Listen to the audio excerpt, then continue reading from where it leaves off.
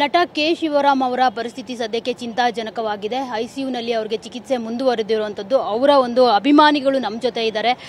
ಸಾಕಷ್ಟು ಜನಕ್ಕೆ ಬಡವರಿಗೆ ಅವರು ಸಹಾಯ ಮಾಡಿರುವಂಥದ್ದು. ಅಂದರೆ ಬಡತನದಿಂದಲೇ ಒಂದು ಸಾಧನೆ ಮಾಡಿದಂತಹ ವ್ಯಕ್ತಿ ಕೆ ಶಿವರಾಮ್ ಅವರು. ಅಂದರೆ ಕನ್ನಡದಲ್ಲೇ ಒಂದು IAS ಪರೀಕ್ಷೆಯನ್ನು ಬರೆದು ಕನ್ನಡದಲ್ಲೂ ಪರೀಕ್ಷೆ ಬರೆದು ಪಾಸ್ ಆಗ್ಬೋದು, ಒಬ್ಬ IAS ಅಧಿಕಾರಿ ಆಗ್ಬೋದು ಅಂತ ತೋರಿಸ್ಕೊಟ್ಟವರು ಕನ್ನಡಿಗರಿಗೆ ಅದು ಕೆ ಶಿವರಾಮ್ ಅವರು.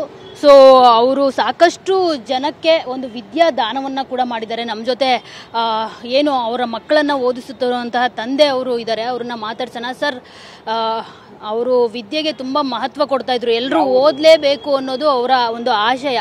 ಸೊ ನೀವು ಹೇಳ್ತಾ ಇದ್ರಿ, ಕಣ್ಣೀರು ಹಾಕ್ತಾ ಇದ್ರಿ, ನಿಮ್ಮ ಮಕ್ಳಿಗೂ ಅವ್ರು ಸಹಾಯ ಮಾಡಿದ್ದಾರೆ ಅಂತ ಹೇಳ್ಬಿಟ್ಟು. ಸೊ ಅವ್ರ ಸಹಾಯವನ್ನು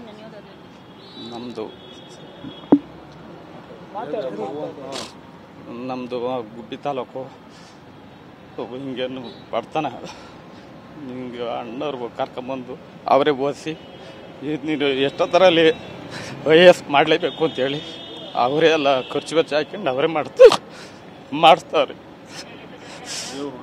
ದೇವರು ಅವ್ರಿಗೆ ಒಳ್ಳೇದು ಮಾಡಲಿ, ಅವ್ರು ಬೇಗ